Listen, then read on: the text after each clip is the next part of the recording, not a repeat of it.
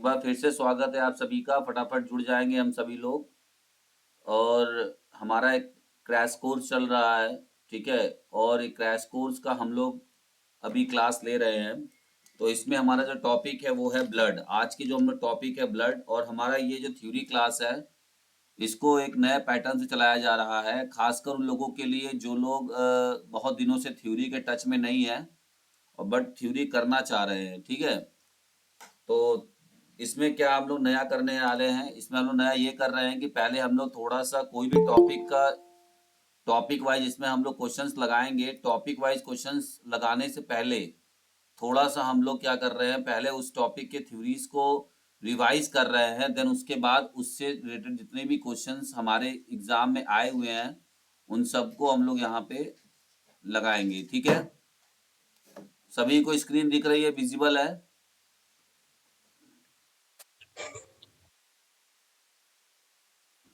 Yes sir. किसी को कोई दिक्कत? No sir. No sir. ठीक है। तो एक बार बताने के लिए सभी को धन्यवाद। तो चलेंगे हम लोग और अपनी क्लास में फिर से स्टार्ट करेंगे। तो सबसे पहले यहाँ पर क्या है, हम लोग आज ब्लड के बारे में बात कर रहे हैं, ठीक है। ब्लड, तो पहले ब्लड होता क्या है इसको हम लोग समझ लेते हैं। तो देखिए, blood is a connective tissue. Blood क्या है? एक कनेक्टिव टिश्यू है, यानी कि एक संयोजी ऊतक है, ठीक है। अगर आपसे पूछा जाए कि किस प्रकार का ऊतक है, तो संयोजी ऊतक है। अगर मान लीजिए संयोजी के अंदर भी पूछा जाए कि किस प्रकार का है, तो तरल संयोजी ऊतक है। कौन सा है?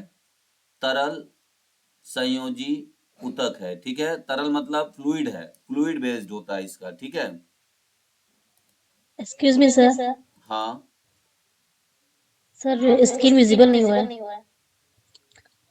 अच्छा, और किसी को प्रॉब्लम है? एक बार आप ना लॉग आउट होके फिर से लॉग इन करिए, देखिए क्या है, नेटवर्क का इशू तो नहीं है।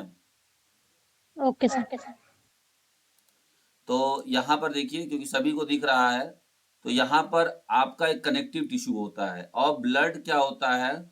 एक फ्लूइड कनेक्टिव टिश्यू होता है, जो कि क्या होता है, हमारे रक्त वाहिकाओं में हमेशा चलता रहता है, ठीक है। और रक्त वाहिकाओं में, और इसका सबसे मुख्य कार्य क्या होता है पता है? इसका मुख्य कार्य होता है गैसों का, साथ ही साथ पोषक तत्वों का और हार्मोन को पूरे शरीर में परिवहन करना। किसकी मदद से? रक्त वाहिकाओं की मदद से। अब रक्त वाहिकाएं कौन है? तो ब्लड वेसल्स, यानी जो आर्टरी और वेन्स हैं उनके द्वारा। तो आर्टरी और वेन्स के द्वारा ही पूरे शरीर में पोषक तत्वों को, हार्मोन्स को और गैसों का क्या करना? परिवहन करना, यानी कि उनको क्या करना, उनको पूरे पूरे ट्रांसपोर्ट करना, पूरे शरीर में उसको ट्रांसपोर्ट करना, ठीक है। ये हमारा मेन फंक्शन होता है ब्लड का। आगे बढ़ते हैं नेक्स्ट की तरफ। अभी हम लोग थोड़ा थ्योरी पढ़ेंगे, थ्योरी के तुरंत बाद हम लोग क्वेश्चंस भी देखेंगे, ठीक है। तो कहीं जाइएगा मत, आप लोग बने रहिएगा। Physical properties of the blood. अब ब्लड के बारे में कुछ इंपॉर्टेंट पॉइंट्स डायरेक्टली एग्जाम में पूछता है, तो वो हम लोग जान लेते हैं। सबसे पहले तो ब्लड का कलर क्या होता है, तो आप सबको पता है रेड होता है। इसका पीएच मान पूछता है, तो ये आपका 7.35 से 7.45 के बीच में भी हो सकता है। अगर एग्जैक्टली कोई भी आता है एग्जाम में तो 7.4 हम इसको लगाएंगे, कभी कभी एग्जैक्ट में। और यह लगभग कितना होता है मनुष्य के अंदर, तो लगभग 5 to 6 लीटर होता है, ठीक है। और इसका जो तापमान होता है वो 38 डिग्री सेल्सियस, यानी कि 100.4 फ़ारेनहाइट में होता है, ठीक है। और सेल्सियस, डिग्री सेल्सियस में पूछेगा तो 38 डिग्री सेल्सियस इसका जो तापमान टेम्परेचर होता है ब्लड का। ब्लड के अंदर कई सारे कंपोनेंट्स होते हैं, ठीक है। हम इनको बात करेंगे आगे चल के।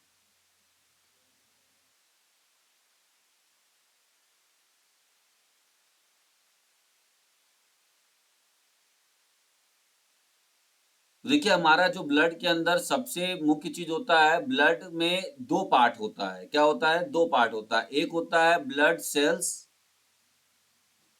ठीक है। एक हमारा क्या होता है, ब्लड का सेल्स होता है। एक होता है ब्लड सेल्स, यानी कि रक्त की कोशिकाएं, ठीक है। और दूसरा होता है प्लाज्मा। क्या होता है? प्लाज्मा, है ना। यानी कि ये जो प्लाज्मा होता है ये पानी की तरह होता है एक तरीके से, ठीक है। तो हम लोग इसको जानेंगे कि रक्त, देखिए अगर आपको समझना है तो इसको दो भागों में बांटेंगे, एक रक्त कोशिकाएं और दूसरा प्लाज्मा, दो भागों में होता है, ठीक है। अब हम लोग प्लाज्मा जो कि पानी की तरह एक पीला चिपचिपा पदार्थ होता है, तो आप इसको देख सकते हैं, plasma is a yellow colored liquid component of a blood that holds the cellular elements of blood suspension, ठीक है। तो प्लाज्मा एक रक्त हल्का पीला पदार्थ होता है जो रक्त सेलुलर तत्वों को निलंबन में रखता है। देखिए समझिएगा ध्यान से, यहां हम नेक्स्ट बात करेंगे फंक्शन ऑफ प्लाज्मा। प्लाज्मा क्या काम करता है, ठीक है। तो प्लाज्मा का काम क्या होता है, तो प्लाज्मा काम क्या होता है इसको हम लोग समझेंगे। प्लाज्मा जो होता है वो, इसका कार्य जो होता है पचे हुए भोजन और हार्मोन का शरीर में ट्रांसमिशन करना प्लाज्मा द्वारा ही होता है, और बॉडी टेम्परेचर को कंट्रोल करने का भी काम करता है, प्लस घाव को, जहां भी आपको चोट लगती है तो उसको ब्लड क्लॉटिंग कराने का भी काम करता है प्लाज्मा। तो प्लाज्मा का मुख्य कार्य ये होता है, ठीक है। तो ये दो तीन चीजें इसमें हम लोग समझ लेंगे, ठीक। अभी हम प्लाज्मा क्लासिफिकेशन देखेंगे कि प्लाज्मा के अंदर पूछा गया है कई बार एग्जाम में, यूपी टीजीटी में, कि प्लाज्मा के अंदर पानी का प्रतिशत कितना होता है, तो 90 से 92% पानी का होता है, 7 से 8% प्रोटीन होता है और 1 से 2% अदर हमारे पास सॉल्ट्स होते हैं, जैसे इसमें फैट भी होगा, ठीक है, उसमें फैट होगा, शुगर होगा, सॉल्ट होगा, यूरिया होगा, यूरिक एसिड होता है और हार्मोन्स होते हैं। तो ये इसका होता है। जो हमारा प्रोटीन पाया जाता है प्लाज्मा के अंदर, जो प्रोटीन होता है उनके तीन फॉर्म होते हैं, तीन प्रकार के प्रोटीन पाए जाते हैं, प्लाज्मा प्रोटीन कहते हैं इनको, एल्बुमिन, ग्लोबुलिन एंड फाइब्रोनोजेन। इनका काम भी आपको याद होना चाहिए। इसका काम क्या होता है, जो एल्बुमिन प्रोटीन होता है प्लाज्मा के अंदर, ये क्या करता है, ये ब्लड प्रेशर को रेगुलेट करता है। प्लाज्मा के अंदर पूछा जाएगा कि कौन सा प्रोटीन है जो ब्लड प्रेशर को रेगुलेट करता है, तो ये आपका एल्बुमिन करता है। नेक्स्ट पूछा जाएगा ग्लोबुलिन, ये क्या करता है, तो ग्लोबुलिन क्या करता है, ये सिंथेसाइज करता है एंटीबॉडीज को, यानी एंटीबॉडीज को बनाने का काम करता है। किसके लिए, ताकि आपका इम्यून सिस्टम यानी रोग प्रतिरोधक क्षमता जो है वो अच्छी बनी रहे। और एक होता है फाइब्रिनोजेन, इसका नाम आपने सुना होगा। फाइब्रिनोजेन जो होता है प्रोटीन प्लाज्मा के अंदर, यही घाव भरने का काम करता है, यानी कि क्लॉटिंग ऑफ ब्लड का काम करता है, ठीक है। तो ये आप ध्यान रखिएगा, ब्लड क्लॉटिंग का काम करता है। अब हम लोग आगे बढ़ते हैं। अब हम लोग बात करेंगे कि टाइप्स ऑफ ब्लड सेल्स। मैंने बताया था कि पहले दो प्रकार के होते हैं, मतलब ब्लड के अंदर दो कंपोनेंट्स होते हैं, एक प्लाज्मा का भाग होता है और दूसरा सेल्स होता है, यानी रक्त कणिकाएं होती हैं। तो पहले हम लोगों ने प्लाज्मा जो कि पानी वाला भाग था उसको हम लोगों ने देख लिया। अब हमारा दूसरा जो भाग है वो हमारे सेल्स हैं। अब उसके अंदर तीन प्रकार के सेल्स पाए जाते हैं, जिसको हम आरबीसी, रेड ब्लड सेल्स कहते हैं, व्हाइट ब्लड सेल्स कहते हैं और प्लेटलेट्स कहते हैं, ठीक है। अब इनको हम लोग दूसरे नामों से जानते हैं। इनको आरबीसी जो होता है इनको हम इरेथ्रोसाइट्स के नाम से भी जानते हैं, इरेथ्रोसाइट्स, ठीक है। व्हाइट ब्लड सेल्स को हम लोग ल्यूकोसाइट्स के नाम से जानते हैं, और तीसरा जो होता है प्लेटलेट्स, उसको हम लोग थ्रोम्बोसाइट्स के नाम से जानते हैं। ये याद रखिएगा, कभी कभी आपसे अनदर नेम करके पूछता है, डायरेक्टली प्लेटलेट्स नहीं पूछेगा, डायरेक्टली रेड ब्लड सेल्स नहीं पूछेगा, वो क्या पूछेंगे, आरबीसी और डब्ल्यूबीसी ऐसे करके नहीं पूछते हैं, ल्यूकोसाइट इरिथ्रोसाइट भी करके पूछेंगे, ठीक है। तो इनका शेप आपको बहुत ज्यादा याद नहीं करना है, ये थोड़ा सा हाई लेवल पे जाएगा, ठीक है। इनका जीवन काल आपको याद रखना है। तो जो आरबीसी का जीवन काल 90 से 120 दिन, और इसका जो व्हाइट ब्लड सेल्स होता है 3 से 5 दिन, और प्लेटलेट्स का 5 से 9 दिन होता है। और दूसरी सबसे बड़ी चीज है कि नंबर ऑफ सेल्स पर क्यूबिक एमएल, अगर 1 क्यूबिक एमएल है तो 1 क्यूबिक एमएल रक्त के सेल्स में कितना इनके सेल्स पाए जाते हैं। यहाँ एक बूंद की बात नहीं हो रही, यहाँ पर ये समझिएगा, यहाँ 1 क्यूबिक एमएल की बात हो रही, यूनिट आप समझिए। तो यहाँ पर जब 1 क्यूबिक एमएल अगर हम लेते हैं आरबीसी का, तो उसमें 5.4 मिलियन मेन में होता है, 5.4 मिलियन लगभग 4.5 लाख से, या 4.5 लाख के आसपास, या 5.5 लाख के आसपास होता है, ठीक है। सेल्स होते हैं। अगर हम इंग्लिश में बात करेंगे तो मिलियन यहाँ पे लिखा मैंने। और अगर डब्ल्यूबीसी की बात करेंगे कि 1 क्यूबिक एमएल में डब्ल्यूबीसी कितना होता है, तो ये हमारा 5 से 10,000 होता है। कहीं कहीं आपको 6 से 11,000 भी दिखेगा, तो भी ठीक है, कुछ में कोई बहुत बड़ा दिक्कत नहीं होता है। जो प्लेटलेट्स होता है 1 क्यूबिक एमएल में, यानी कि अगर 1 क्यूबिक एमएल अगर हम उसमें ब्लड का निकालेंगे, ठीक है, तो उसमें देखिए आपको इतना सेल्स मिलेगा किसका, आरबीसी का, इतना सेल्स मिलेगा डब्ल्यूबीसी का, और इतना सेल्स मिलेगा प्लेटलेट्स का। यानी 1.5 लाख से लगभग 4.5 लाख के सेल्स किसके होंगे, प्लेटलेट्स के होंगे। ठीक है, तो ये बात आप ध्यान समझिएगा। प्रोडक्शन, जब हमारा जो आरबीसी होता है वो कहाँ बनता है, ये पूछा जाता है कि कहाँ बनता है आरबीसी, तो जो लंबी हड्डियां होती है ना, उनके बीच में जो खोखला भाग होता है जिसको हम बोन मैरो कहते हैं, तो वहां पर आपका आरबीसी का निर्माण होता है। बच्चों का भी जो आरबीसी होता है बोन मैरो में बनता है, लेकिन फोइटस, जब बच्चे माँ की कोख में होते हैं, तो उनका जो आरबीसी बनने का तरीका है वो लीवर और स्प्लीन, प्लीहा से बनता है। ठीक है, याद रखिएगा, लीकोपोइसिस कहते हैं इसको बनने का। पोइसिस आप याद रखिएगा, प्रोडक्शन के इसको हम कहते हैं, यानी जो उत्पादन हो रहा है, ये जो आपका आरबीसी बन रहा है, उस बनने के प्रोसेस को अगर हम एक नाम दे बायोलॉजिकल भाषा में, तो लीकोपोइसिस कहते हैं इसको। ठीक है, ये किस में होता है, तो जो डब्ल्यूबीसी होता है वो लीवर में बनता है, स्प्लीन में है, टॉन्सिल में और बोन मैरो में भी बनता है।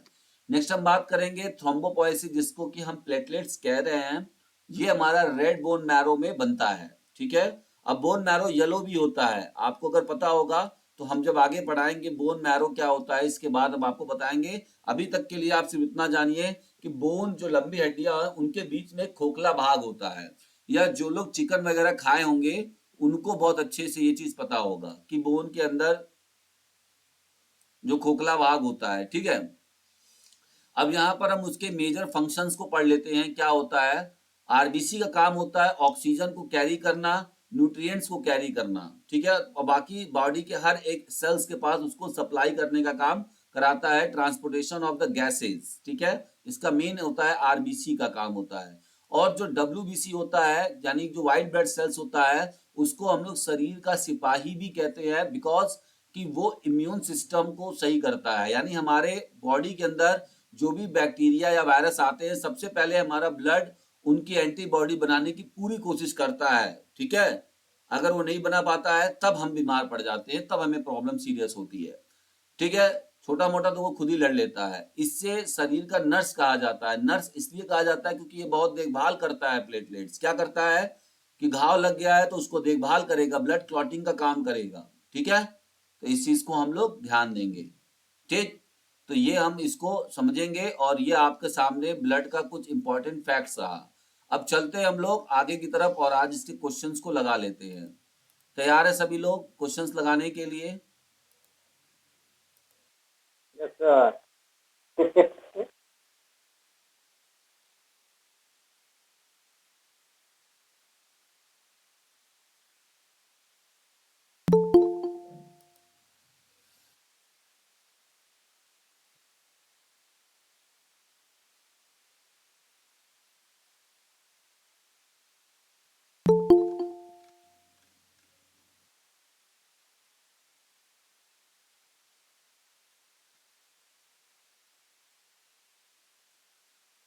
आइए यहाँ पर हम लोग ब्लड को देख लेते हैं और ब्लड के कुछ क्वेश्चंस को भी हम लोग लगाते हैं, जो कि बहुत ही अच्छे क्वेश्चंस आपको देखने को मिलेंगे।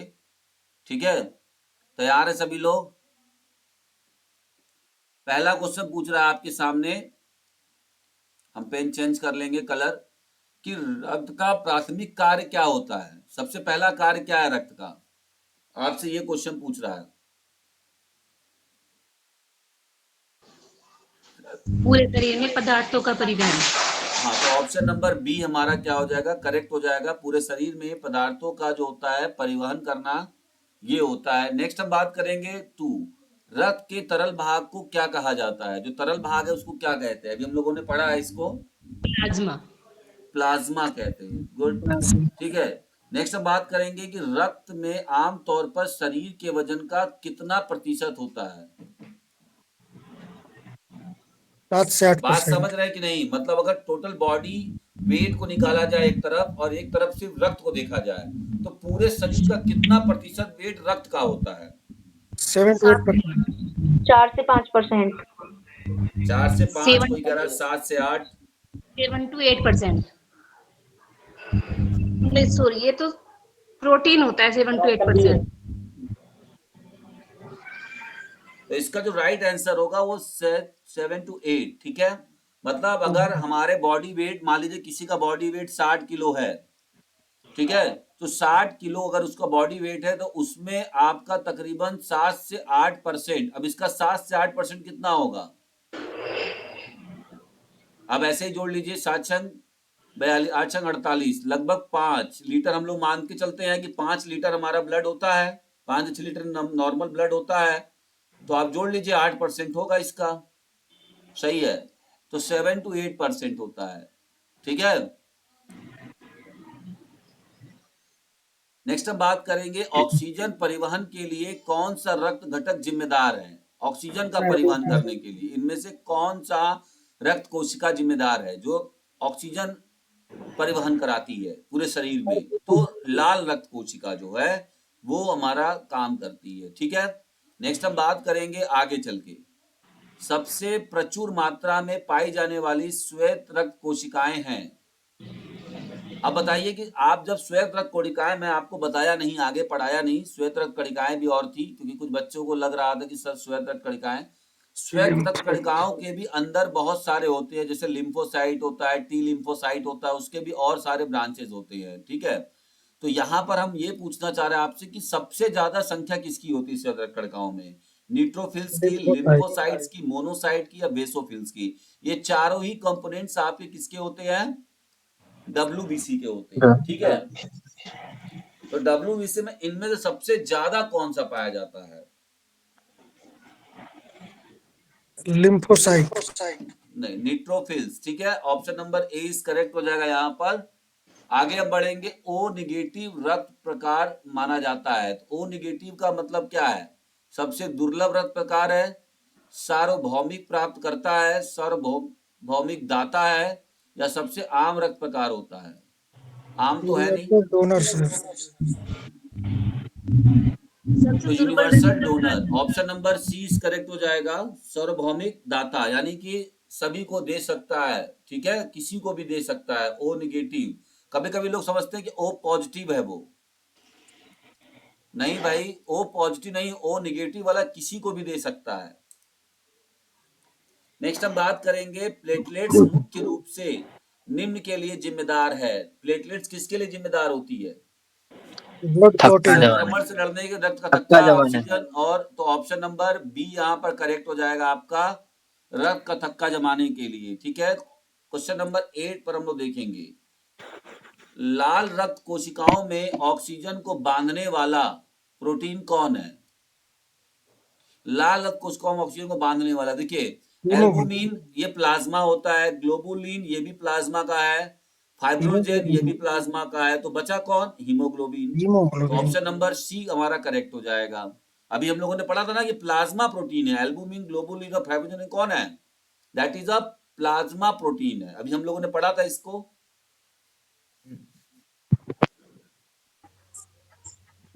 आई होप कि आप लोगों को समझ में आ रहा होगा। क्वेश्चन नंबर 9 पे चलते हैं, रक्त का कितना प्रतिशत प्लाज्मा से बना होता है? तो हमारे शरीर में मतलब रक्त जो होता है, टोटल रक्त जो 5 से 6 लीटर पाया जाता है, उसमें से कितना प्रतिशत प्लाज्मा का होता है? आपको बता दें कि देखिए 45% जो होता है वो ब्लड सेल्स होते हैं, जिसमें आपका आरबीसी, डब्ल्यूबीसी और प्लेटलेट्स तीनों आता है।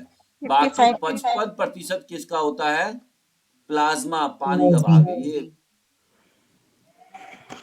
प्लाज्मा के अंदर जो चमक होता है, पता है वो क्या है? किसके थ्रू होता है? सीरम के द्वारा होता है।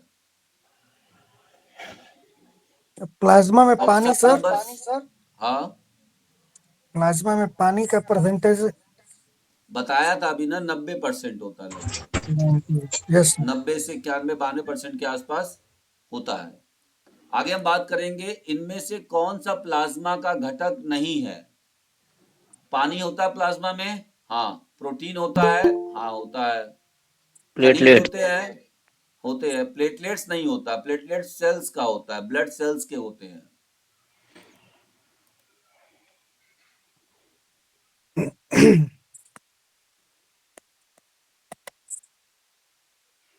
ठीक है, अब देखिए कि इस तरह के क्वेश्चंस कराने के बावजूद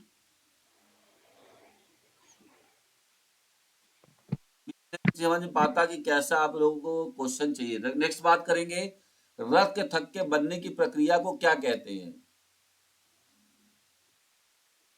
कोगुलेशन, हीमोलाइसिस,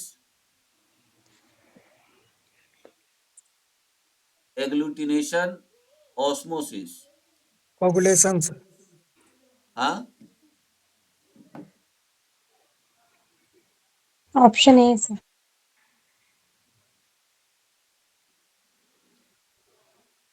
तो कोगुलेशन ठीक है। यहां पर आपका इसको हीमोपोएसिस भी कहते हैं।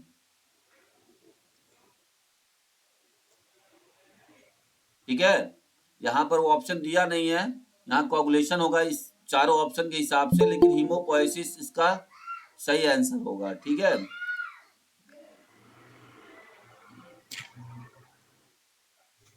सुनीता उज्जवल जी, आपको कोई प्रॉब्लम है क्या? मतलब आपका स्क्रीन नहीं दिख रही है आपको? मुझे लगता है कि नेटवर्क इशू होगा। यस ये सर। बात करेंगे नेक्स्ट जी, रक्त का पीएच मान अभी हम लोगों ने पढ़ा था, कितना है? B. Option option B number sir. 20 correct, और 7.35 से 7.45 एग्जैक्टली होगा तो 7.4। अगर कभी कभी ऐसा ना दिया, डायरेक्टली पूछ दिया। लाल रक्त कोशिकाओं का औसतन जीवन काल क्या होता है? तो 90 से 120 दिन। देखिए दोनों दिया हुआ है, तो हम लोग 120 दिन लेके चलेंगे इसको। ठीक है, नेक्स्ट हम बात करेंगे एंटीबॉडी उत्पादन के लिए कौन सी रक्त कोशिकाएं जिम्मेदार हैं? एंटीबॉडी कौन करता है?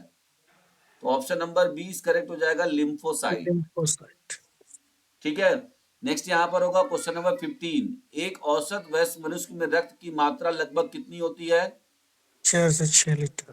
4 से 6 लीटर या 5 से 6 लीटर। ठीक है, दोनों ही सही है। कभी कभी देखिए ऑप्शन हम लोग कंफ्यूज करेगा, लेकिन हम लोग अपने हिसाब से सही चलेंगे।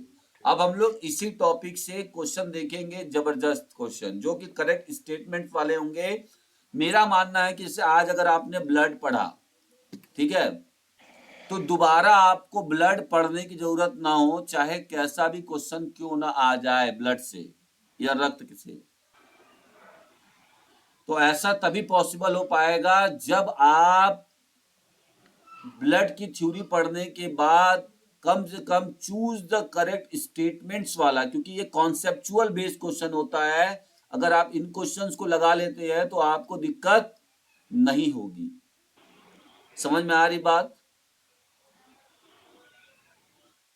तो अब देखिए यहां पर क्या है। अब ये सबसे बेहतरीन क्वेश्चंस मैं मानता हूं इनको, क्योंकि ये आपके पूरे कॉन्सेप्ट को एकदम अच्छा कर देंगे, चैलेंज करते हैं आपके थ्योरी के कॉन्सेप्ट्स को, क्योंकि तभी आप इनको ठीक कर पाएंगे। अब हमको बताना इनमें से रक्त संरचना के बारे में, रिगार्डिंग ब्लड कॉम्पोजिशन। अब ब्लड कॉम्पोजिशन के बारे में इनमें से कौन सा स्टेटमेंट सही है? इन 5 स्टेटमेंट में से कुछ गलत है, कुछ सही है, आपको बताना है। पहला बोला है इसमें 55% प्लाज्मा का होता है, पहला वाला स्टेटमेंट सही है। 100% कोशिकाओं से बना होता है, नहीं, ये दूसरा गलत है। इसमें निर्मित तत्व होते हैं, सही है। 1 3 इसमें 4 रक्त कोशिकाओं और प्लाज्मा दोनों शामिल होते हैं, ये सही है। इसमें केवल रक्त कोशिकाएं होती है, तो ये गलत है। तो आपके कौन कौन से ऑप्शन बने? 1 3 और 4।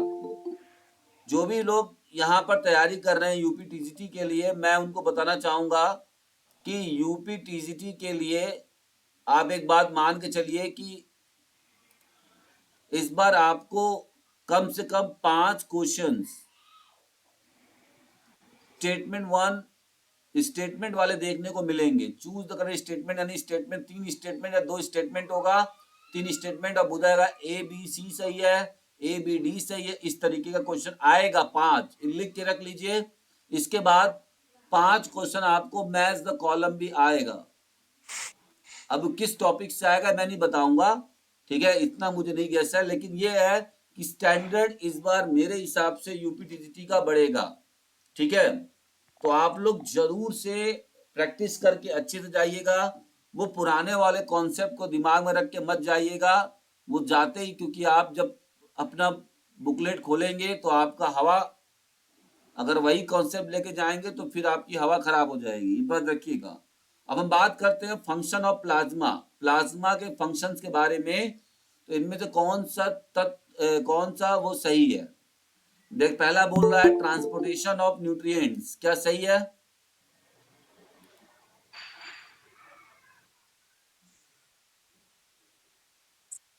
बताइए। प्लाज्मा एंटीबॉडी का उत्पादन करने में सहायक है? नहीं है, प्लाज्मा थोड़ी ना करता है, ये तो WBC करता है ना। तो जब तक आप पढ़े नहीं रहेंगे तो आप स्टेटमेंट को गलत कैसे काटेंगे? ये तो मैं बहुत अच्छे से बता दे रहा हूं, है ना। हर क्वेश्चन की थ्योरी पढ़ने के बाद अगर आपने स्टेटमेंट वाले क्वेश्चंस को लगा दिए, मैच द कॉलम वाले क्वेश्चंस को लगा दिए, तो यकीन मान के चलिए कि आपको फिर किसी भी दोबारा उस टॉपिक की थ्योरी की पढ़ने की जरूरत नहीं पड़ेगी। और पढ़ाई भी इसी प्रकार की करनी चाहिए, क्योंकि हम किसी एक एग्जाम के ऊपर डिपेंडेबल नहीं है। अगर सिर्फ मेरे हिसाब से UPTCT लेवल को छोड़ा जाए, जो अब आज तक उन्होंने दिया है, बाकी सारे एग्जाम के पैटर्न चेंज हो गए हैं। चाहे आप MPTGT देख लीजिए, चाहे आप BPSC देख लीजिए, मतलब जो भी स्टेट एग्जाम है, सारे ने अपने स्टैंडर्ड्स को बदल लिया है। और इसके गवाह आप सभी हैं, मुझे बताने की जरूरत नहीं पड़ेगी इसके लिए, है ना।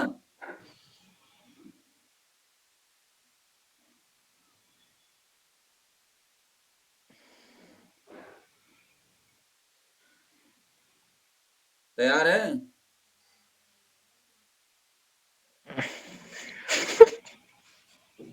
चलिए, नेक्स्ट आप बोल रहा है कि रक्तचाप का रखरखाव करता है। क्या प्लाज्मा रक्तचाप का रखरखाव करता है, maintenance of blood pressure? Statement सही लग रहा है, गलत लग रहा है? गलत। गलत कैसे है? सही है। आपने देखिए यहाँ पढ़ा नहीं है, देखिएगा ध्यान से, हम थ्योरी की तरफ ले चल रहे हैं आपको। क्या आपने थ्योरी पढ़ा अभी इससे पहले? प्लाज्मा के अंदर जो एल्बुमिन नाम का प्रोटीन है, वो रेगुलेट ब्लड प्रेशर नहीं करता है, देखिए।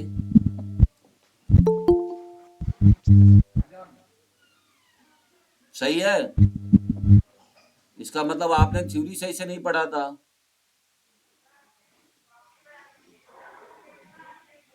सही कह रहा हूं मैं, है ना। तो ये हमारा स्टेटमेंट सही है। देश बोल रहा है ट्रांसपोर्टेशन ऑफ वेस्ट प्रोडक्ट, गलत है, ये चौथा गलत हो गया, ये भी गलत हो गया। लाल रक्त कोशिकाओं का उत्पादन कहाँ करता है? तो इसमें से लगभग 2 आपका सही है, पोषक तत्वों का परिवहन करता है और रक्तचाप का रखरखाव करता है। ठीक है, तो ये 2 स्टेटमेंट आपके सही है, बाकी आपके स्टेटमेंट गलत है। ऐसा आप तभी कर पाएंगे जब आपको नॉलेज होगी थ्योरी की अच्छी, ठीक है। और थ्योरी की नॉलेज तभी होगी जब आप क्वेश्चंस को लगाएंगे, फिर थ्योरी पढ़ेंगे, फिर क्वेश्चन लगाइए, फिर, और खासकर हर टॉपिक से चूज द करेक्ट स्टेटमेंट लगाइए। और आपको बता दूं कि ये जो क्वेश्चंस आप देख रहे हैं, choose the correct statements, simple MCQs और मैच द कॉलम, एक हर टॉपिक से, यही मेरी अगली बुक आने वाली है।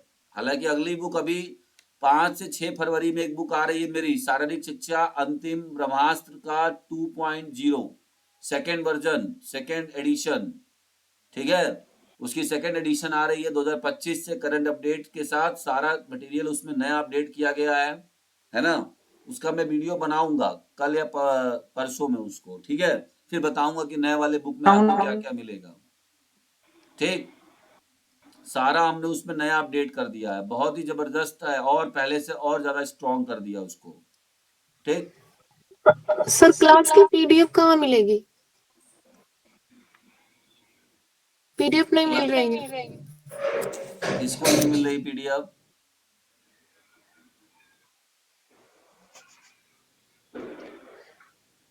क्लास की PDF आपको मिल जाएगी। कौन सी आपको, क्वेश्चन वाली PDF चाहिए, थ्योरी वाली PDF चाहिए? सर थ्योरी की। थ्योरी वाली पीडीएफ लेने से अच्छा है कि आप हमारा बुक ले लीजिए। उस तो बुक सर के कहाँ से मिले? वो मेरे से ही मिलेगी आपको, नई वाली बुक आ रही, मैं बता रहा हूँ ना। जब तक ठीक है, बुक नहीं आती है तो सर क्वेश्चन का ही पीडीएफ डाल दीजिए। डालेंगे। थोड़ा सा मैं बुक की वजह से थोड़ा डिस्टर्ब था, बुक को ही पूरा करने में टाइम प्रॉपर नहीं दे पा रहा था आपके ग्रुप के पेड ग्रुप में। अब मैं टाइम दे रहा हूँ, ठीक है। अब कल से मैं फ्री हो जाऊंगा, कल पर लास्ट कल का काम और बचा हुआ है, उसके बाद मैं फ्री हो जाऊंगा। आपको प्रॉपर देखिए, आज आपका टेलीग्राम वाला हर चीज में आपको प्रॉपर पहले से सूचना डाल दी गई थी कि आज कब क्लास होगी, कितने बजे शेड्यूल है, क्या शेड्यूल है, क्या है, कैसे है ना। तो बस मैं अब फ्री हो गया हूँ, अब आपको सारा सूचना और सारी चीजें मिल जाएगी। बस मैंने बोला था कि स्टार्टिंग में थोड़ा दिक्कत होगा, बस अभी हमारा सभी चीजें प्रॉपर चलने लगेगी, परेशान न होइए। नेक्स्ट हम बात करेंगे, ये हमने कर लिया। अब हम क्वेश्चन नंबर 3 की तरफ जाएंगे। लाल रक्त कोशिकाओं यानी इरेथ्रोसाइट से संबंधित हमें कुछ चीजों को बताना है। तो क्या होता है इरेथ्रोसाइट? हीमोग्लोबिन कंटेन हीमोग्लोबिन, इसमें हीमोग्लोबिन शामिल होता है लाल रक्त कोशिकाओं में। हाँ होता है। क्या लाल रक्त कोशिकाओं में न्यूक्लियस होता है? यस और नो?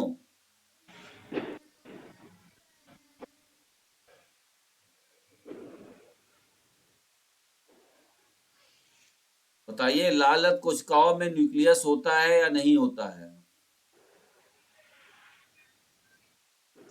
हाँ सर, होता है। होता है। जी।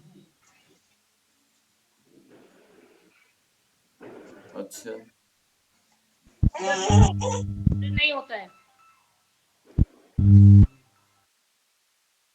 मैंने भी तो यही पढ़ा है कि नहीं होता है।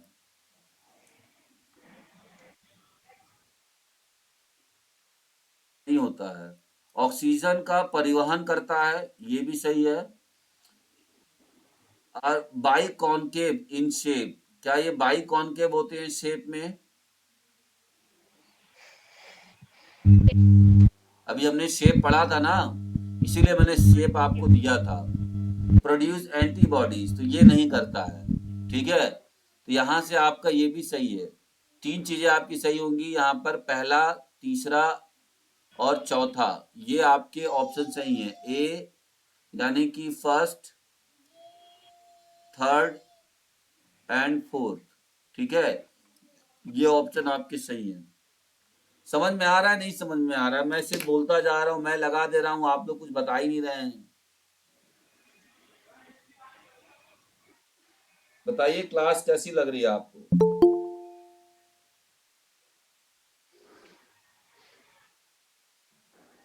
बहुत अच्छा क्लास सर। समझ में आ रही है क्लास आप लोगों को? जी सर जी, आ रहा है। तो देखिए, हमारा मैं बता दूं आपको कि हम लोगों का क्रैश कोर्स चल रहा है। ये ऐसे ही हम लोग टॉपिक वाइज एक सिलेबस हमने बनाया हुआ है, और जिसको पता नहीं है मेरे बारे में या मेरे क्लास के बारे में, वो जान ले कि हम लोगों ने ये सिलेबस देखिए बनाया हुआ है, ठीक है। हम अपना खुद का सिलेबस बनाए हैं और 110% गारंटी देते हैं कि आपका यूपी टीजीटी का एक भी टॉपिक इस सिलेबस से छूटेगा नहीं। ऑलरेडी मैंने इतना ब्रॉड करके बनाया है।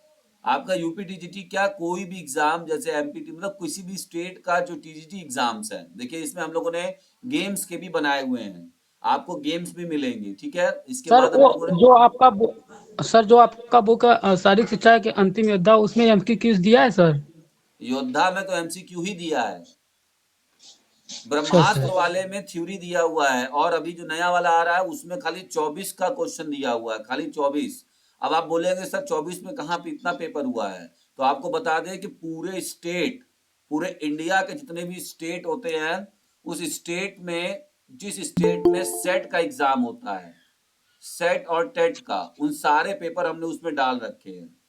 मस्त सारा दिखाऊंगा आप लोगों को। सेट मतलब स्टेट एलिजिबिलिटी टेस्ट, ठीक है।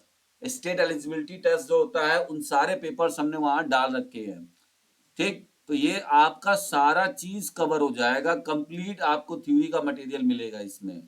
और सबसे बड़ी बात है कि पहले थ्योरी पढ़ रहे हैं, थ्योरी के बाद क्वेश्चन लगा रहे हैं, तो थोड़ा बहुत जो हमारा भूल, पहले से हम भूल गए, हम लोग लगातार उसमें रिदम में नहीं है, तो ये चीजें अच्छी है आप लोगों के लिए। चलिए अब हम लोग श्वेत रक्त कणिकाओं यानी ल्यूकोसाइट्स के बारे में कुछ चीजों, संक्रमण से लड़ने का काम करता है, तो पहला स्टेटमेंट सही बोल रहा है। दूसरा है ट्रांसपोर्ट ऑफ ऑक्सीजन, क्या श्वेत रक्त कणिकाएं ऑक्सीजन का ट्रांसपोर्टेशन करती हैं? एग्री और नॉट? कितने लोग तैयार है इस बात से, कह रहे हैं हाँ या ना?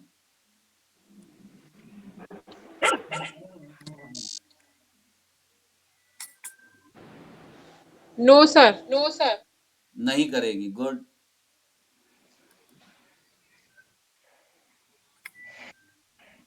तो हमारा जो श्वेत रक्त कणिकाएं होती है वो नहीं करती, तो ऑप्शन नंबर 2 स्टेटमेंट यहाँ पे कट जाएगा। तीसरा है एंटीबॉडी का उत्पादन करती है, ऑप्शन नंबर 3 यहाँ पे सही है।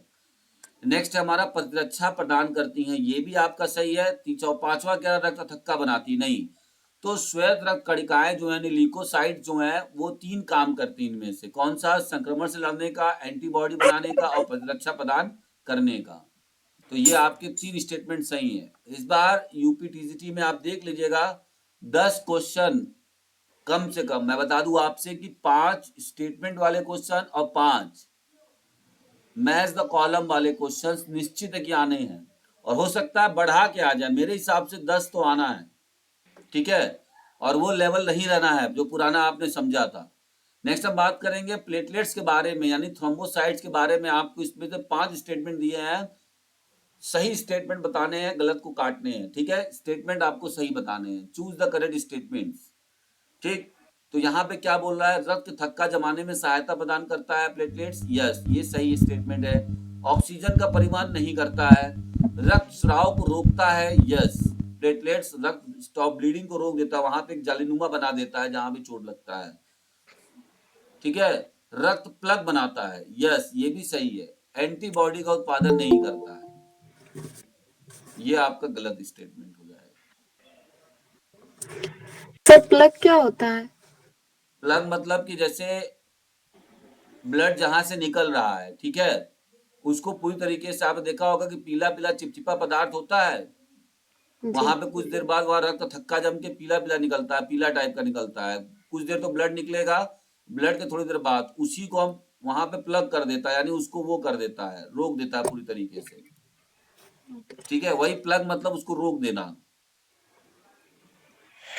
नेक्स्ट हम बात करेंगे रक्त प्रकार ए की विशेषताएं क्या हैं। तो ए जो हमारा होता है रक्त, उसकी विशेषताएं क्या है आपको ये बताना है, ठीक है। तो ए क्या होता है? एंटीजन होता है।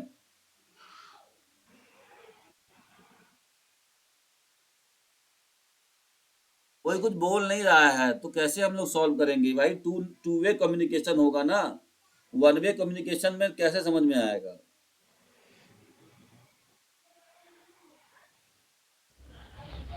नहीं सर, बी एंटीजन होगा इसमें।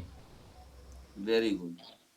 एक नेक्स्ट हमारा ए और ओ से प्राप्त कर सकता है, जी।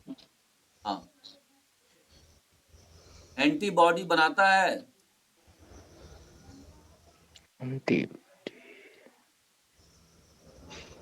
शायद सर सही बनाता है शायद। ये यूनिवर्सल डोनर होता है, नहीं ये नहीं है। तो ये देखिए आपका ये यहाँ पर ऑप्शन 2 यहाँ पर आपका यहाँ पे ये सही हो जाएगा, ठीक है। तो इस तरीके से आप देखिए आपके सारे जो डाउट्स है वो सारे क्लियर हो जाएंगे अगर आप इस प्रकार के क्वेश्चन लगाएंगे। रक्त प्रकार ओ के बारे में आपको सही स्टेटमेंट देना है। ओ क्या होता है? यूनिवर्सल डोनर होता है, यस स्टेटमेंट सही है। इसमें कोई एंटीजन नहीं होता है सर, सही है, भी नहीं होता है। एंटी ए और एंटी बी दोनों एंटीबॉडी होती है, ये गलत है। सर ये भी सभी रक्त प्रकारों को प्राप्त कर सकता है, नो सर, नहीं, गलत है। ए एंटीजन होता है, नो सर। तो यहाँ पर आपके ये स्टेटमेंट देख गया। नेक्स्ट हम बात करेंगे रक्त प्लाज्मा में होता है क्या? पानी, प्रोटीन, प्लाज्मा में प्रोटीन भी होगा, पानी भी होगा। जी सर। लाल रक्त कणिकाएं नहीं होंगी, श्वेत रक्त कणिकाएं नहीं होंगी, खनिज भी होगा, तीनों होगा। यहाँ 3 स्टेटमेंट आपको सही बताने हैं, है ना। ये थोड़े से डीप और अच्छे क्वेश्चन है, डीप में आपका दिमाग अच्छा होगा, ठीक है, समझ रहे हैं। यहाँ बताना है न्यूट्रोफिल से क्वेश्चंस। हम लोग आज सिर्फ ब्लड टॉपिक उठाए हैं और ब्लड से सारे क्वेश्चंस हम लोग करते जा रहे हैं, ठीक। आपकी पूरे कॉन्सेप्ट जो ब्लड का है, मैं चाहता हूं कि इस तरह का पढ़ाई करिए कि एक बार अगर आपने ब्लड का हमने थ्योरी पढ़ा, हमने ब्लड को पढ़ा, ठीक, इसके बाद हमको दोबारा ब्लड को पढ़ना ना पड़े पूरे यूपीटीजीटी एग्जाम के तहत। पहले आप बताऊं मैं सही तैयारी करने का क्या तरीका है। तो लोग छोड़ चुके हैं। जी सर।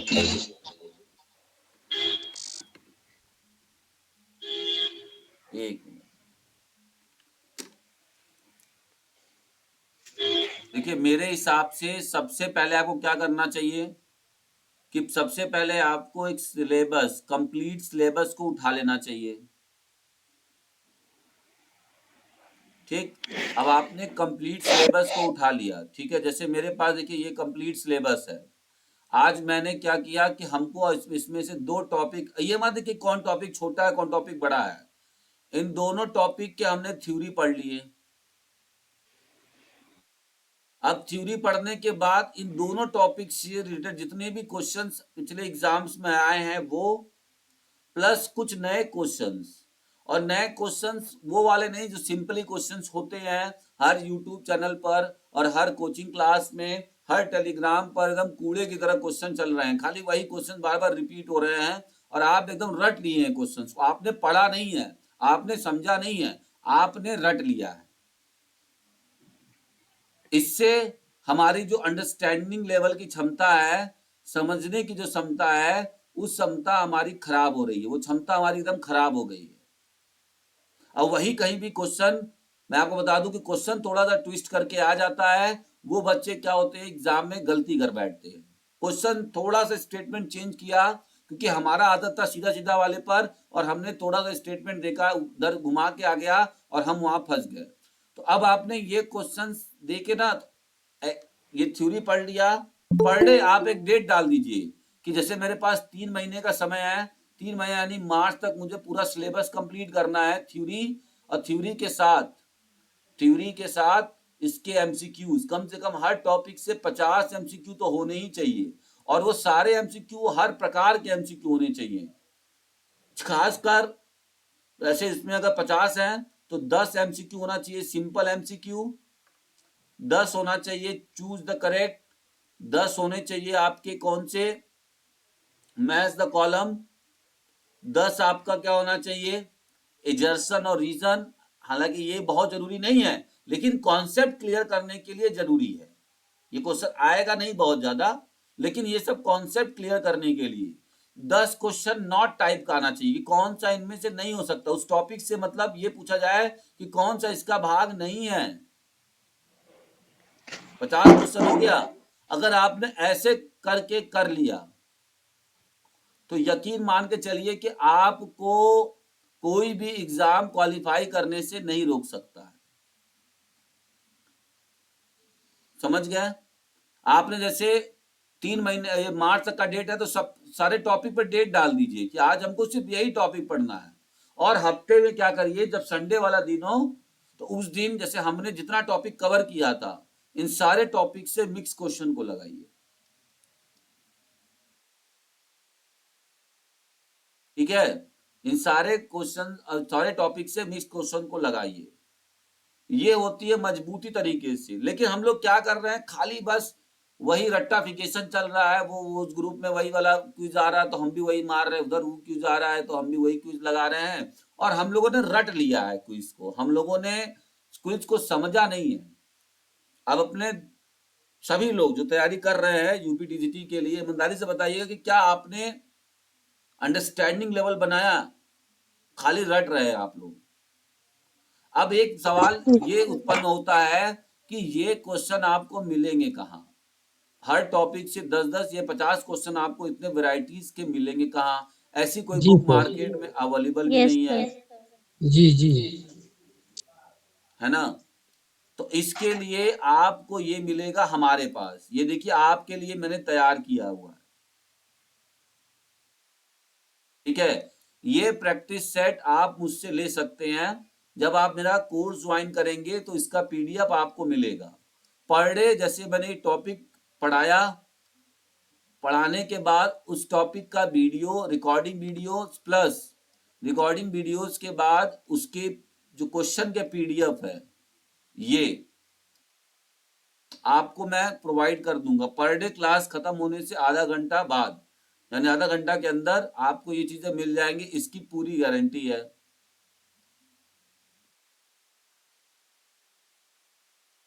अगर यहां भी समय दे दे, मेरे पास 1 घंटा जो कि डेली नहीं चलता। अब आपको क्या करना है, जैसे अभी मेरा क्लास वीक में 4 डेज चल रहा है, तो मैंने अगर आज क्लास लिया, अब कल क्लास नहीं लूंगा, तो आपको क्या करना है, आप अब अगले दिन उसी चीज को उठाइए और जो मैंने पढ़ाया था फिर से आप थ्योरी पढ़िए, कम से कम 2 से 3 बार उसको रिवाइज कर लिए। थ्योरी कभी भी एक बार में क्लियर नहीं होती है, इस बात को याद रखिएगा। आप ये जो क्वेश्चन अभी कर रहे हो, अब आपसे 10 दिन बाद लगाया जाए तो फिर आप हल्का फुल्का कहीं ना कहीं फंसोगे। इसीलिए आप इसको क्या करोगे, 2 से 3 बार, कम से कम 3 से 4 बार इसको रिवाइज कर लो, तो कल का जो गैप होगा उसमें आप इसको रिवाइज कर लीजिए, तो आपकी तैयारी अच्छी हो जाएगी। अब मार्च के बाद जो अप्रैल का सेशन बचेगा आपके लिए, उस अप्रैल में, क्योंकि मार्च तक आपने पूरे सिलेबस को कंप्लीट कर लिया है ना, अब अप्रैल के बाद, अप्रैल से आप खाली मिक्स क्वेश्चन लगाइए, खाली मिक्स क्वेश्चन लगाइए और अच्छे क्वेश्चन लगाइए, लेवल वाले क्वेश्चन लगाइए, आसान भी लगाइए, कठिन भी लगाइए, अप्रैल तक पूरा वही लगाइए, तो आपको किसी भी प्रकार का कोई दिक्कत नहीं होगा, ठीक है। ये क्वेश्चंस मेरे पास बने हुए हैं सारे टॉपिक के, और बहुत जल्द मैं उपलब्ध करा दूंगा आप लोग को।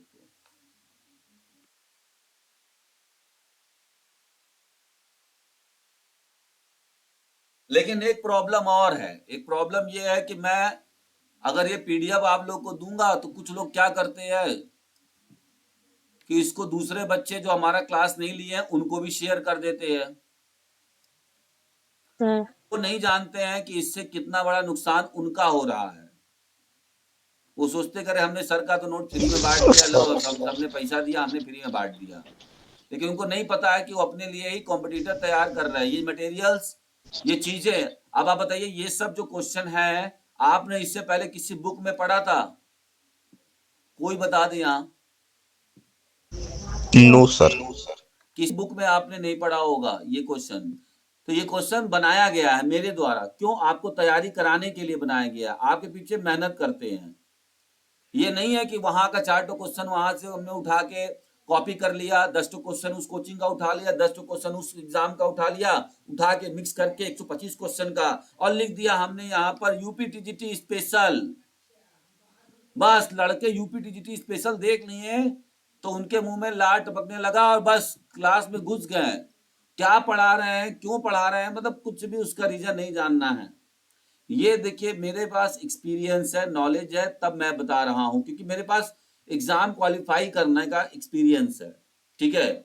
और आप सब जानते भी होंगे मेरे बारे में कि मैंने 1-2 एग्जाम नहीं, 6 गवर्नमेंट एग्जाम क्वालिफाई किए हैं, जो कि मैं बता रहा हूं आपसे कि जितने भी लोग पढ़ा रहे हैं यूट्यूब पर उन सबसे हाईएस्ट है मेरे पास। आप चाहे डिग्री ले लीजिए, नॉलेज की बात नहीं कर सकते क्योंकि नॉलेज सबके पास होता है, ठीक है। आप डिग्री की चाहे आप कंपेयर कर लीजिए या फिर एक्सपीरियंस की बात करिए, उनसे ज्यादा एक्सपीरियंस है कोई भी, मैं बोल रहा हूं, ठीक है। तो चलिए ये बहुत बड़ी बात नहीं है। आप लोग कहेंगे कि सर अपना क्लास में लगे फिर अपने ही बात करने, अपना ही बड़ा बड़ा बात, ऐसा नहीं है।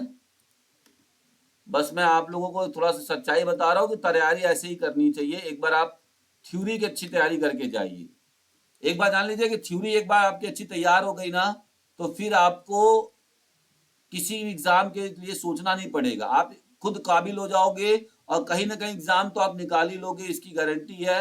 ये नहीं आया तो आपके लिए बीपीएससी पड़ा हुआ है, बीपीएससी नहीं पड़ा हुआ है तो इसके पीछे यूपीएलटी लगा हुआ है, यूपीएलटी नहीं लगा है तो इसी साल आपको नवोदय भी देखने को मिलेगा।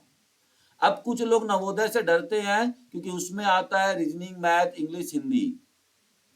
तो मैं बता दूं कि एकदम जरूरत नहीं है देखने की, इसका भी ट्रिक है मेरे पास, मैं बताऊंगा इनको कैसे क्वालिफाई किया जाता है, एनवीएस को और नवोदय केवीएस को कैसे ब्रेक किया जाता है, क्रैक किया जाता है, क्योंकि मैंने क्रैक किया है, इस वजह से मुझे आइडियाज है। ठीक है, तो कोई बात नहीं है। कुछ लोगों को लग रहा होगा कि सर खाली बस बोल रहे हैं, अगर आपको सच में इसको करना है और जुड़ना है तो अभी हमारा बहुत ही कम अभी नया क्रैश कोर्स चल रहा है। मार्च तक हम पूरा थ्योरी कराएंगे और हर थ्योरी कराने के बाद इसी तरह से उससे टॉपिक वाइज क्वेश्चन लगवाएंगे ताकि आपका कॉन्सेप्ट क्लियर हो जाएगा। ठीक है,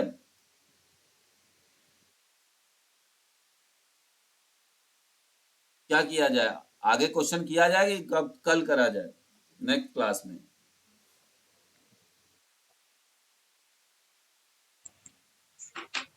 सर कल करा है। कितना चार्ज है सर आपका? कल तो ये नंबर वो आप नोट कर लीजिए, इस पर आप बात कर लीजिए। ठीक है, कुछ डिस्काउंट दे दीजिए सर हम लोग को। अरे भाई अब आप ये बताइए, एकदम डिस्काउंट है, आप बात तो करिए। अच्छा ठीक सर। ठीक है, ये नंबर आप नोट करिए आप सभी लोग, और जिसको भी ज्वाइन करना है इसको ले लीजिए। पीडीएफ और रिकॉर्डिंग क्लास मैं दूंगा, और बहुत ही जल्द हम लोग एप्लीकेशन पर क्लासेस भी लेंगे ना। अभी आपको गूगल मीट पे मिल रहा है, अभी हम लोग एप्लीकेशन पे आने वाले हैं। देखिए प्रॉब्लम बस मैं बता दूं हमारे साथ यही है कि टाइम मैनेजमेंट मेरे पास नहीं है। अभी मैं बुक पे बहुत काम कर रहा था, पिछले 1.5 महीने से मैं बुक पे ही काम कर रहा था। मैं चाह रहा था कि इतना उसको कर दिया जाए बुक को कि वाकई मतलब वो लगे बुक पढ़ने के बाद कि आपने कुछ पढ़ा है ना। तो उसी के पीछे जो भी गलतियां पहले वाली बुक में, गलतियां क्या, पहले वाले बुक में जो कमियां थी, कमियां क्या थी, 2-3 कमियां थी, वो बताऊंगा बाद में क्या थी, जब मैं इस पर बुक पे क्लास दूंगा। एक पूरा क्लास बुक पे चलेगी मेरी, तो वो मैं लूंगा एक क्लास, 2-3 दिन में उस पर वीडियो डालूंगा। ठीक है, तो उस समय मैं बताऊंगा कि सर क्या क्लास कमियां कितने बजे थी चलता और है? क्या दिक्कत थी। हाँ, क्लास कितने बजे चलता है? 7 to 8। 7 ठीक से है, 8? हाँ 7 से 8 रात में। और जो ठीक है लोग सर। उससे अच्छा करना चाहते हैं उन लोगों के लिए फिर 8 से 9 हमारा क्विज भी चलता है टेलीग्राम पे। इस ये तो भी मेरा हमारा अभी क्यूज 3 वाले में है फरवरी से सर शुरू ना? हो रहा है नया बैच। सर मेरा क्यूज वाले में है लेकिन ये क्लास वाले में नहीं अभी है। हाँ तो देख लीजिए आप। ठीक है, आपको जैसा लगता हो, देखिए आप अपना सोच विचार लीजिए, उसके बाद आप अपना एक बार बात जरूर करिएगा। लेकिन गारंटी दे रहे हैं कि आपको अच्छी तैयारी कराएंगे, थ्योरी का नॉलेज तो देंगे। अभी कम से कम 3 से 4 एग्जाम एक के पीछे एक लगा हुआ है, और जिन लोगों ने एमपी टेट क्वालिफाई किया उनके लिए एक चांस और है ना। लेकिन जो लोग एमपी टेट नहीं क्वालिफाई किए तो उनके लिए यूपी टीजीटी के बाद बीपीएससी है, यूपी एलटी है, नवोदय है, ये 3 एग्जाम होना ही होना है। इसके बाद एमआरएस के भी फिर से वैकेंसी आने वाली है। ठीक है, तो आज की क्लास में इतना ही रहेगा, बहुत ज्यादा नहीं करेंगे क्योंकि हमारा वहां टाइम हो गया है टेलीग्राम पे क्विज का। सभी लोग कॉमन वाले ग्रुप में आ जाइए, और हम लोग एक बार यूपी टीजीटी मिक्स क्वेश्चन का स्पेशल क्विज कराने जा रहे हैं, तो सभी लोग वहां पे मिलेंगे। ठीक है, सर चलिए वहाँ सभी पे को। कैसे वो क्लास मिलेगी सर? कौन सी क्लास? क्विज वाली? जी सर। तो मेरा टेलीग्राम ग्रुप आपने ज्वाइन नहीं किया है? नहीं नहीं सर, नहीं टेलीग्राम ग्रुप किया। का लिंक मैं, आप मुझे मैसेज लिख के भेजिए। ठीक है, उस जी नंबर पे सर। मैं आपको टेलीग्राम ग्रुप में ऐड कर दे रहा हूँ। ठीक है, वो नंबर जो मैंने बताया आपको फिर से एक बार देख लीजिए। जी सर। इस नंबर पर आप लोग कॉल कर लीजिए। ठीक है, इसके साथ साथ इस पे भी कॉल कर सकती है आप, मैसेज कर सकते हैं व्हाट्सएप पे। आपको लिंक तुरंत सेंड कर, बस आप बोलिएगा कि क्या चाहिए आपको, वो लिंक आपको मिल जाएगा। ठीक, चलिए मिलते हैं नेक्स्ट क्लास में। तब तक के लिए सभी को थैंक यू है। एक बार और जुड़ेंगे हम लोग, ठीक है, फिर उसमें और नए टॉपिक के साथ और नए क्वेश्चंस के साथ।